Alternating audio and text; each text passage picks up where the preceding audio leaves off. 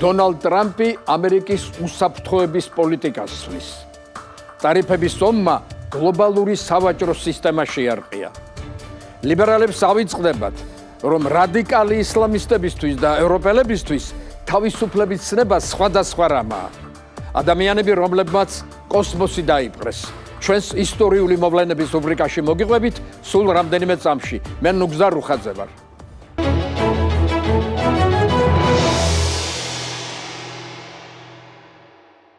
გამარჯობა. დონალდ ტრამპი საგარეო და ეკონომიკურ პოლიტიკასთან ერთად უსაფრთხოების პოლიტიკასაც ცვლის. საარჩევნო კამპანიის დროს ის პირდაპირ ამბობდა, რომ ამერიკის დაზვერვისა და უსაფრთხოების სამსახურების გადაკეთება სურს, რადგან ისინი არასწორ მიზნებს ემსახურებიან. მისი აზრით, ეს სამსახურები ქვეყნის მთავარ საფრთხეებზე უნდა აკეთებდნენ კონცენტრაციას. მთავარ საფრთხეებად კი ტრამპი უპირველეს ყოვლისა ამერიკის საზღვრების დაუცველობასა და ნარკოტრაფიკს მიიჩნევს.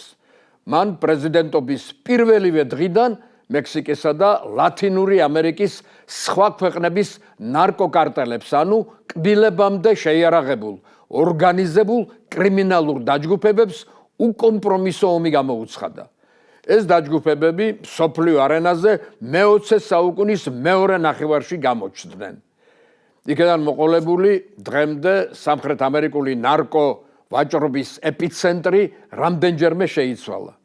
მე-20 საუკუნის 80-90-იან წლებში ასეთი ეპიცენტრი კოლუმბია იყო. დღეს ყველაზე მძლავრი ნარკოკარტელები მექსიკაში ბუდობს. მექსიკის მთავრობა მათ უკვე 18 წელია ებრძვის.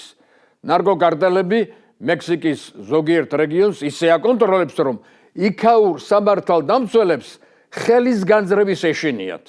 21 საუკუნეში ეს კარტელები ამერიკის კონტინენტზე ახალი ნარკოტიკის ფენტანილის მთავარი გამსაღებელია. ფენტანილის წარმოებაში ამერიკა ჩინეთს დებს ბრალს. ფენტანილი ამერიკაში მთავარი მოხმარების ნარკოტიკია, რომელმაც მომხმარებელთა შორის შესამჩნევად გაზარდა სიკვდილიანობა. ტრამპი ამორჩეველს შეპირდა, რომ კარტელების თარეშს ამერიკაში მოსპობს. მისი ბრძანებით მექსიკის 6 ნარკოკარტელი და ვენესუელისა და სალვადორის ნარკოკარტელები საერთაშორისო ტერორისტულ ორგანიზაციებად იქნა აღიარებული. ადრე ამერიკის ხელისუფლება ნარკოკარტელების ტერორისტული ორგანიზაციების სიაში შეყვანას ერიდებოდა, რადგან იურიდიულად ტერორიზმი და ტერორისტული ორგანიზაციების დეფინიცია მათ არ ესადაგებოდა. ახლა ეს კარტელები იმავე სიაში აღმოჩნდნენ, რომელშიც ალ-ყაიდა, ისლამური სახელმწიფო და ბოკო ჰარამია. სენატის დაზვერვის კომიტეტის თავმჯდომარის ტომ კოტონის თქმით, სადაზვერვო კომიტეტმა შეცვალა ამერიკის უსაფრთხოების პრიორიტეტები, რომელთა შორის აღარაა ნახსენები ულტრამემარჯვენეების რადიკალიზმი და კლიმატის ცვლილებების გამო გამოწვეული საფრთხეები. კომიტეტმა ასევე ნაკლები ყურადღება დაუთმო ისლამურ ტერორიზმს და მთავარ გამოწვევად საზღვრების უსაფრთხოება, ნარკოკარტელები და არალეგალური მიგრაცია დაასახელა. დაზვერვის სამსახურების წარმომადგენელთა უმრავლესობა ახალ პრიორიტეტებს არ დაეთანხმა. ამიტომ ტრამპმა დაზვერვის სტრუქტურების წმენდა და თავისი მომხრეების ჩანაცვლება დაიწყო. მთლიანად შეიცვალა CIA-ს, ანუ ცენტრალური სადაზვერვო სააგენტოსა და FBI-ს, ანუ გამოძიების ფედერალური ბიუროს ხელმძღვანელობა. ადრე არჩევნების შედეგად მხოლოდ დირექტორს ცვლიდნენ ხოლმე, ახლა კი მთლიანად ხელმძღვანელობა გამოიცვალა. სადაზვერვო სისტემაში უკმაყოფილება გამოიწვია NSA-ს, ანუ უსაფრთხოების ეროვნული სააგენტოს ხელმძღვანელის გენერალ ტიმოთი ჰოს გათავისუფლებამ. მასმედიაში ერთმა საიდუმლო ამბავმა გაჟონა. ტრამპს სურს CIA-ს მთლიანად ჩააბაროს კარტელების საკითხი. იგულისხმება, რომ სწორედ CIA-მ უნდა გაანადგუროს ნარკოკარტელები. CIA-ს მართლაც აქვს ამის შესაძლებლობა, მაგრამ წინათ CIA ალ-ყაიდას და მის მაგვარ ორგანიზაციებს ებრძოდა.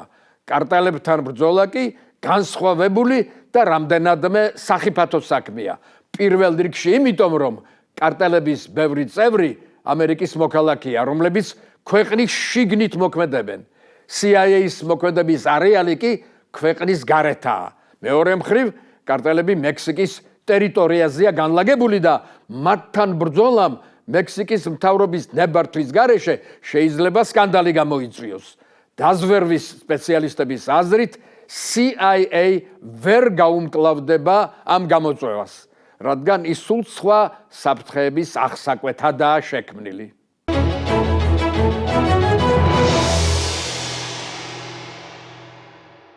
ამერიკის პრეზიდენტმა მსოფლიოს სავაჭრო ომი გამოუცხადა და 2 აპრილს, ანუ ომის გამოცხადების დღეს, მან ამერიკის გათავისუფლების დღე უწოდა. ტრამპმა თითქმის მთელ მსოფლიოს დაუწესა ტარიფები, ზოგ ქვეყანას მცირე და ზოგს დიდი. სინამდვილეში მოულოდნელი არაფერი მომხდარა. ტრამპი არასოდეს არ მალავდა, რომ ასე მოიქცეოდა.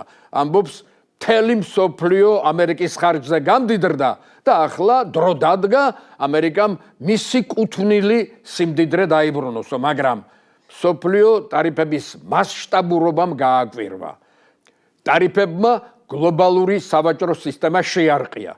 ცნობილი ეკონომისტების აზრით, ტრამპმა ლიბერალური გლობალიზაციის სავაჭრო წყობა მოშალა. ტარიფების გამოცხადებამ თავად ამერიკის საფონდო ბირჟები შეარყია. მათი გამოცხადებიდან 2 დღეში ამერიკულმა კომპანიებმა 8 ტრილიონამდე დოლარი დაკარგა. შოკირებულმა უოლ-სტრიტმა მე-20 საუკუნის 20-30-იანი წლები გაიხსენა. მაშინაც ამერიკის ხელმძღვანელობამ ტარიფები ბევრ უცხო ქვეყანას დაუწესა, რამაც ამერიკაში დიდი ეკონომიკური დეპრესია შექმნა. ტარიფების ომმა ნეგატიური რეაქცია გამოიწვია მთელ მსოფლიოში. ყველაზე მეტად ამერიკის მოკავშირეები განაწყენდნენ. ავსტრალიის პრემიერ-მინისტრმა თქვა, მეგობრები ასე არ იქცევიანო. სავარაუდოდ ტარიფები ყველაზე დიდ და ძლიერ გლობალურ მოთამაშეებს, ჩინეთს, ევროკავშირს, იაპონიას, ინდოეთსა და კანადას დააზიანებს. ტარიფების დაწესებაზე 3 სახის რეაგირება მოხდა. ჩინეთმა, რომელიც გამწვავებაზე წავიდა, საპასუხოდ შესაბამისი ტარიფი დაუწესა ამერიკას. ტრამპმაც იგივეთი უპასუხა. ახლა ის გადარჩა, მოვიცადოთ და ვნახოთ, რამდენად შორს შეტოპავს ორივე ქვეყანა. კანადამ, მექსიკამ და ინდოეთმა დიდად არ გაამწვავა მდგომარეობა და მინიმალური პროცენტებით შემოიფარგლა, ანუ მცირე სექტორალური ტარიფები დაუწესა ამერიკას. ევროკავშირმა განაცხადა, რომ არც მას სურს მდგომარეობის გამწვავება და სექტორალური ტარიფები იკმარა, თუმცა ტრამპისგან ჯერ თანხმობა არ მიუღია. ქვეყნების უმრავლესობამ კი ეს მწარელ უკმა გადაყლაპა და ამერიკასთან მოლაპარაკებას დათანხმდა. თავად ამერიკაში ტრამპის პოლიტიკაზე მწვავე დისკუსიები მიმდინარეობს. უკვე ტრამპის ბანაკში შეიმჩნევა ტარიფებით უკმაყოფილება. რესპუბლიკელთა 5 სენატორმა ტრამპის პოლიტიკა მწვავედ დაგმო. ტრამპის ერთგულმა თანამებრძოლმა ილონ მასკმაც გამოთქვა უკმაყოფილება, რომელსაც ამ თემაზე ტარიფების შემოღების ერთ-ერთ ავტორთან და ტრამპის მრჩეველთან პიტერ ნავაროსთან მწვავე კავათი მოუვიდა. გაბრაზებულმა ნავარომ მასკს მანქანების უბრალო გამყიდველი უწოდა. საქმე იმაშია, რომ ტარიფების შემოქმედებს შორისაც არა ერთსულოვნება. ტარიფების პოლიტიკის ავტორები ამერიკის ფინანსთა მინისტრი სკოტ ბესენტი, ვაჭრობის მინისტრი ჰოუარდ ლუტნიკი, ტრამპის მრჩეველები პიტერ ნავარო და სტივენ მირანი არიან. ბესენტის და მირანის აზრით, ტარიფების დაწესება სხვა ქვეყნებს ამერიკასთან ახალი მომგებიანი სავაჭრო ხელშეკრულებების დადებისკენ უბიძგებს. ამერიკისთვის ტარიფები, ასე ვთქვათ, სხვა ქვეყნებზე ზეწოლის იარაღია. ამის მომხრია ილონ მასკიც. ამიტომ შეხედა მან კარგი თვალით ურსულა ფონ დერ ლაიენის შეთავაზებას. ქალბატონმა ურსულამ განაცხადა, რომ ტარიფების ომის თავიდან ასაცილებლად უმჯობესია ტარიფები და სხვა გადასახადები ევროკავშირსა და ამერიკას შორის ორმხრივად გაუქმდეს, რასაც ეგრეთ წოდებული ქორების ჯგუფი კატეგორიულად ეწინააღმდეგება. ქორებად კი ითვლებიან ვაჭრობის მინისტრი ლუტნიკი და ტრამპის მრჩეველი პიტერ ნავარო, რომელთა აზრით ტარიფების ურთიერთგაუქმებით ამერიკა წაგებული რჩება, რადგან ევროპა უფრო მეტ საქონელს ყიდის ამერიკაში, ვიდრე პირიქით ამერიკა ევროპაში. ქორები ამბობენ, რომ სამართლიანი ორმხრივი ტარიფები მუდმივად უნდა მოქმედებდეს. მათი მტკიცებით, გლობალიზაციამ ამერიკა დაასუსტა, ამიტომ გლობალური სავაჭრო ბაზარი უნდა დაინგრას და ახალი წესრიგი აშენდეს. აქ უკვე ამერიკისთვის სულ სხვა პრობლემა გაჩნდა. ესაა მსოფლიო სავაჭრო ორგანიზაცია. როგორც ამ ორგანიზაციის წევრი, ამერიკა აღიარებს ღია ბაზარს და მას არ შეუძლია მისი დანგრევა. ან ამერიკას მოუწევს ორგანიზაციიდან გასვლა. ამერიკა კი არ აპირებს მის დატოვებას, რადგან იცის, რომ ამით ჩინეთის წისქვილზე დაასხამს წყალს. ისე კი ამ ტარიფების ომში ჩინეთს ჯერჯერობით ადეკვატური პოზიცია უკავია. რაც არ უნდა უცნაურად ჟღერდეს, კომუნისტური ჩინეთი ღია ბაზრის კომაგად მოევლინა მსოფლიოს. ჩინეთი ამერიკის წინააღმდეგ გაერთიანებისკენ სხვა ქვეყნებსაც მოუწოდებს. წარმოიდგინეთ, ბევრმა ჩინეთის ასეთი განწყობა მოიწონა, განსაკუთრებით აზიის ქვეყნებმა, მაგალითად სინგაპურმა. და ბოლოს ტარიფების ომთან დაკავშირებით ანალიტიკოსები იმასაც ამბობენ, რომ ტრამპის ამ მკვეთრი სავაჭრო ღონისძიებების მიღმა გაცილებით უფრო მსხვილი და ამერიკელი ხალხისთვის მომგებიანი შედეგები იმალება. ვნახოთ, ვინ ზოლო მართლა ასეა.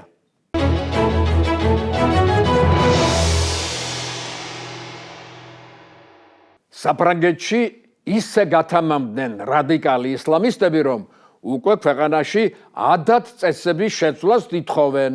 ყველაზე დამაფიქრებელი კი ის არის, რომ მათ ზოგი ლიბერალური და მემარცხენე პოლიტიკური ჯგუფები უჭერს მხარს, რომელთა აზრით საფრანგეთის ყველა მოქალაქეს უნდა ჰქონდეს თავისი სოფლმხედველობის მიხედვით ცხოვრების უფლება. ლიბერალებს ავიწყდებათ, რომ რადიკალური ისლამის იდეოლოგია ფრანგულ და ზოგადად ევროპულ ფასეულობებს უპირისპირდება. რადიკალ ისლამისტებს ქალთა უფლებებისა და სხვა პოლიტიკურ საკითხებში უაღრესად განსხვავებული შეხედულებები აქვთ, რაც თავად ლიბერალურ ფასეულობებსაც უპირისპირდება, მაგრამ ლიბერალები მხოლოდ იმას გაიძახიან, რომ ყველას უნდა შეეძლოს თავისუფალი ცხოვრებით ტკბობა.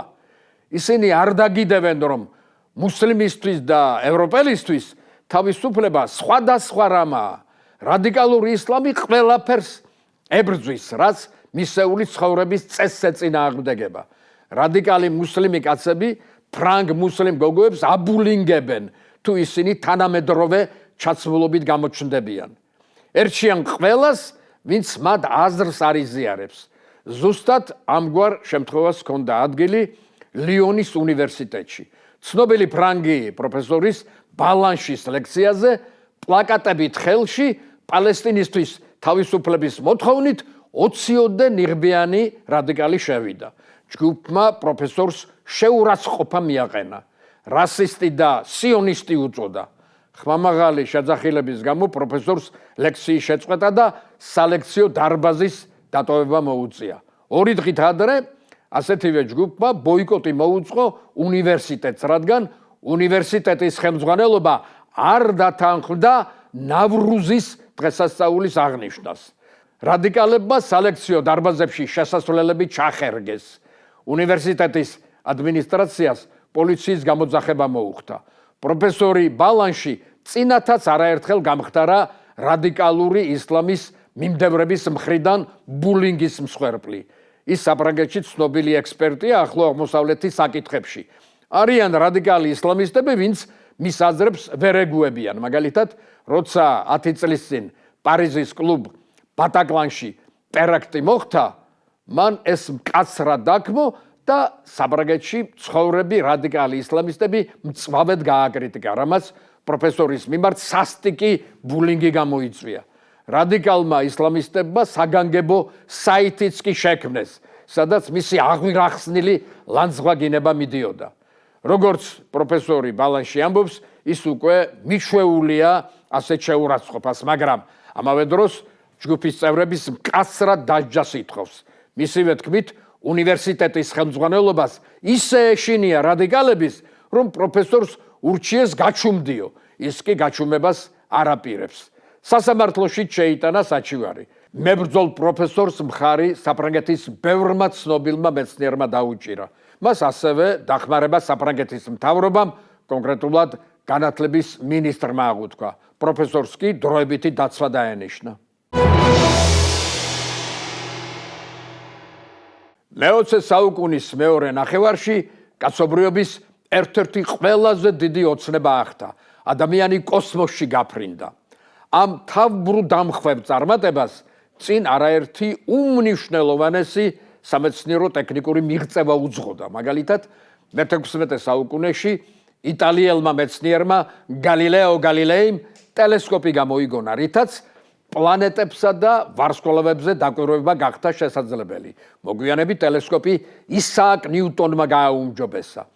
ადამიანის ოცნებას კოსმოსში გასვლაზე მე-20 საუკუნეში ახალმა მეცნიერულმა აღმოჩენებმა მისცა ბიძგი. მნიშვნელოვანი იყო რუსი მეცნიერის ციოლკოვსკის ნაშრომები სარაკეტო დინამიკასა და ასტრონავტიკაზე. ასევე ამერიკელი რობერტ გოდარდის სარაკეტო კვლევები და გერმანელი მოაზროვნის ჰერმან ობერტის ნაშრომები. მე-20 საუკუნის დასაწყისში კოსმონავტიკის პირველი საზოგადოებები დაარსდა, მაგრამ პირველმა და მეორე მსოფლიო ომებმა დარგს მიზანი შეუცვალა. სამეცნიერო-ტექნიკური მიღწევები კოსმოსით დაპყრობას კი არა, სამხედრო უპირატესობის მოპოვებას მიეძღვნა. სარაკეტო სისტემების შექმნასა და გამოგონებაში გერმანელები ლიდერები იყვნენ. 1944 წელს ნაცისტურმა გერმანიამ პირველმა გამოსცადა შორ მანძილზე მართული ბალისტიკური რაკეტა, სახელწოდებით V2, რომელიც ატმოსფეროს გასცდა. მეორე მსოფლიო ომის დამთავრებამ და ცივი ომის დაწყებამ ორ ზესახელმწიფოს, საბჭოთა კავშირსა და ამერიკას შორის კოსმოსურ რბოლას მისცა დასაბამი. მხარეები თავიანთი ტექნოლოგიებისა და პოლიტ-ეკონომიკურ სისტემათა უპირატესობის დამტკიცებას ცდილობდნენ.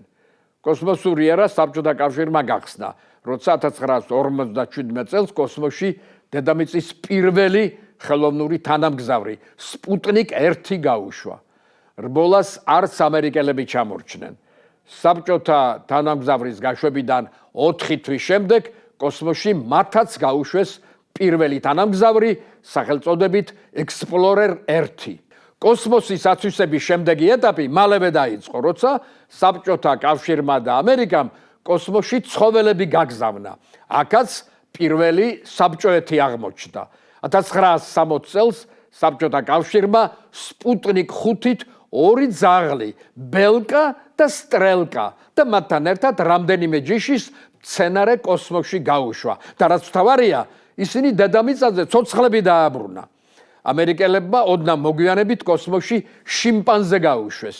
ისიც ცოცხალი დაბრუნდა დედამიწაზე, თუმცა მანამდე ორივე მხარეს წარუმატებელი მცდელობაც უამრავი იყო. მაგალითად, ბელკა და სტრელკამდე საბჭოთა კავშირმა ძაღლებით დაკომპლექტებული ორი მისია გაუშვა კოსმოსში, მაგრამ ცხოველები მიწაზე ვერ დააბრუნა. ძაღლების გაშვების შემდეგ კოსმოსის ათვისების მესამე ეტაპი დაიწყო. ახლა ორივე მხარემ კოსმოსში პირველი ადამიანის გასაშვებად დაიწყო მზადება. საბჭოთა პროგრამას ვოსტოკი ერქვა, ამერიკულს მერკიური. ორივე პროგრამა ერთდროულად ვითარდებოდა. საბჭოთა პროგრამის ხელმძღვანელი სერგეი კოროლიოვი 1960 წელს კოსმოსში გასაფრენად ფრინავების არჩევა შეუდგა. ფრინავების შერჩევა უმკაცრეს ფიზიკურ და ფსიქოლოგიურ უნარებს ითვალისწინებდა.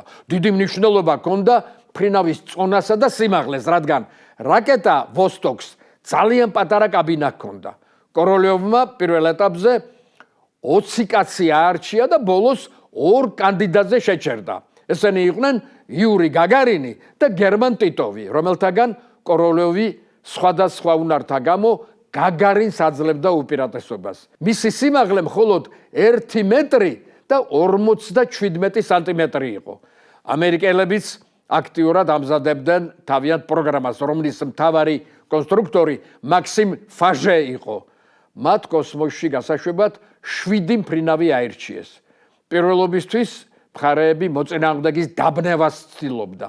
მაგალითად, გაგარინის გაფრენამდე რამდენიმე კვირით ადრე საბჭოთა კავშირმა კოსმოსში რაკეტა გაუშვა, რომელშიც კოსმონავტის ნაცვლად მანეკენი იჯდა. საბჭოთა ხელმძღვანელობამ იცოდა, რომ ამერიკელები თითქმის მზად იყვნენ გასაფრენად და კოროლიოვს აჩქარებდა. ბოლოს გადაწყდა ვოსტოკის გაშვება 12 აპრილს შემდგარიყო. კოროლიოვმა ამ ეპოქალური მისიისთვის იური გაგარინი აირჩია. როგორც რუსი ისტორიკოსები ყვებიან, კოროლიოვის არჩევანით უკმაყოფილო იყო მეორე მფრინავი, გერმან ტიტოვი. ის თავისი ცხოვრების ბოლომდე საყვედურობდა კოროლიოვს. კოსმოსში ცხოველების წარმატებული გაშვების მიუხედავად, ზუსტად არავინ იცოდა, რა ელოდა ორბიტაზე პირველ კოსმონავტს. ბევრი ფიქრობდა, რომ იური გაგარინისთვის ეს მისია თვითმკვლელობას ნიშნავდა. გაგარინის მშვენივრად ხვდებოდა, რომ მას საშიში მოგზაურობა ელოდა.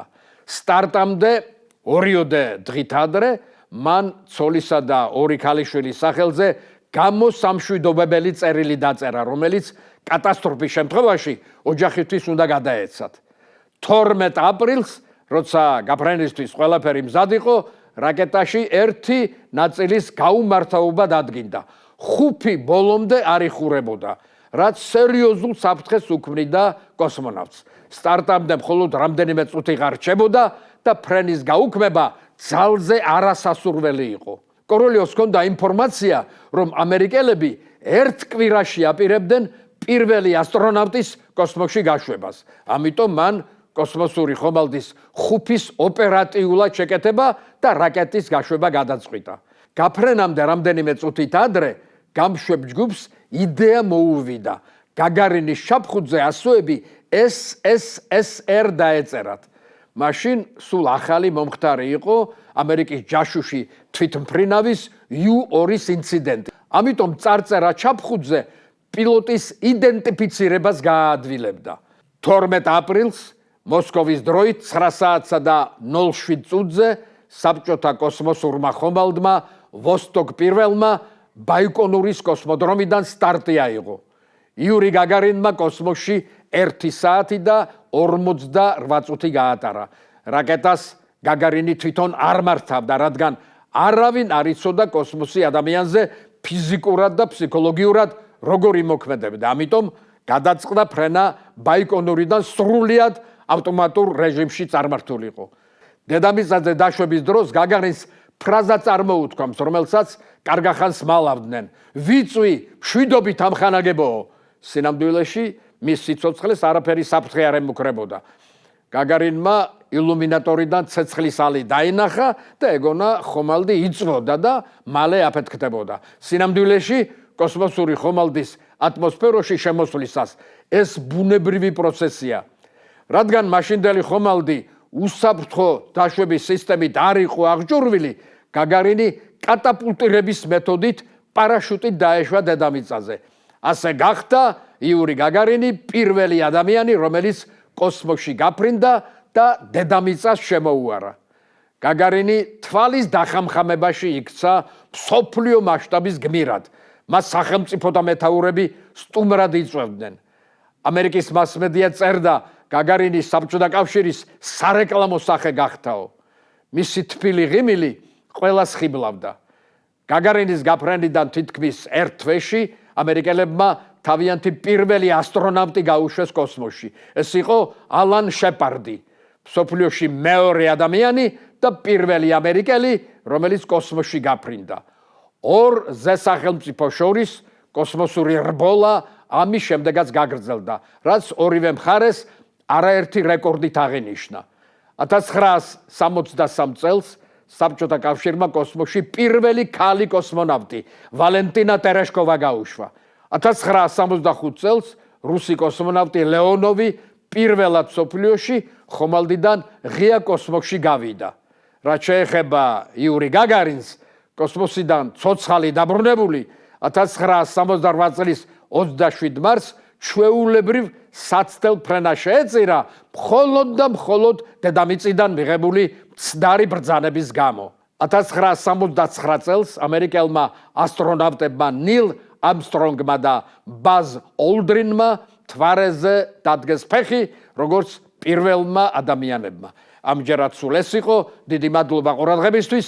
მე ნუგზარ უხაძე ვარ და მომავალ შაბათს ისევ შევხვდებით ერთმანეთს. ნახვამდის.